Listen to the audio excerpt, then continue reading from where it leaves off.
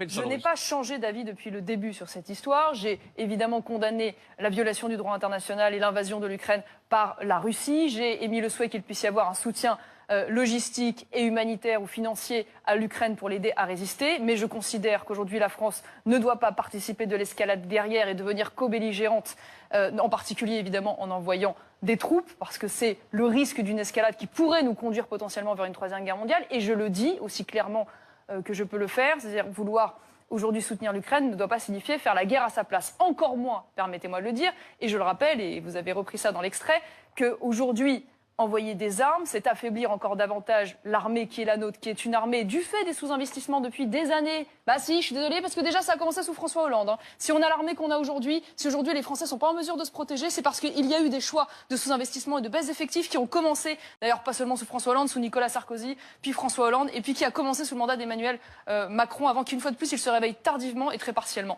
Et donc je suis désolée de vous le rappeler, moi je veux bien qu'on aille faire la guerre au monde entier. Aujourd'hui la France est capable de tenir un front de haute intensité de 100 km. L'Ukraine, c'est 1000. On consomme en Ukraine, en un mois, l'équivalent de ce qu'on produit en termes d'obus en un an en France. On a 200 chars. Il y en a 20 qui sont détruits par jour en Ukraine. Donc à un moment donné, soyons lucides. Et je vous le dis, j'embraye sur ce sujet. Je vois beaucoup aujourd'hui parler d'armée européenne. Voilà, c'est très vendeur, très séduisant. Et on va en parler, évidemment. Pour nous défendre. Mais excusez-moi, j'ai quand même du mal à ce qu'on aille sur ce sujet, alors qu'aujourd'hui, nous ne sommes même pas capables de faire respecter l'autorité de l'État et la sécurité sur le sol français. On a un territoire français aujourd'hui en Nouvelle-Calédonie qui est au bord de la guerre civile. On n'est pas capable de ramener la paix. Aujourd'hui, j'étais dans les cités de Marseille il y a 2 jours. J'étais en voiture à l'entrée de ces cités. Il y a les dealers qui font le contrôle. Voilà, avec les choufs qui vous tombent dessus et qui vous tapent dessus. Voilà, c'est ça aujourd'hui l'état du narcotrafic dans notre pays cette semaine. On a encore des viols et des agressions de migrants sous OQTF parce qu'on n'est même pas capable de faire respecter l'obligation de quitter le territoire français. Et on nous explique, tous ces gens, qu'on va aller faire la guerre européenne, la défense européenne, l'armée européenne.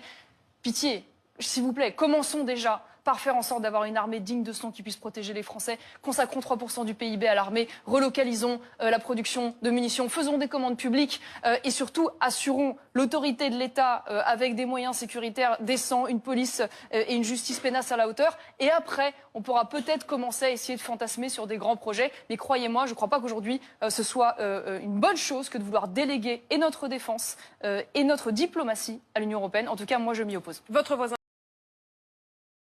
Aujourd'hui, la moitié des émissions de gaz à effet de serre en France sont liées aux importations. Voilà, il faut le dire et le rappeler. Donc la solution la plus écologique, c'est d'abord de produire en Europe et de produire en France. Et ça n'est certainement pas avec cette écologie de la punition, de l'interdiction, de la réglementation qu'on va y arriver, parce qu'évidemment, ça une sorte de priorité nationale écolo, quoi. Ça ampute évidemment la compétitivité de nos entreprises par rapport à leurs concurrents. Maintenant, sur ce pacte vert, rappelons quand même les objectifs. L'objectif, c'est de baisser de moins 55% les émissions de gaz à effet de serre d'ici 2030 par rapport aux années 90. Je le dis, c'est totalement irréalisable, sauf à accepter ce que Mme Toussaint appelle pudiquement la sobriété, c'est-à-dire la décroissance, c'est-à-dire donc la baisse de la production.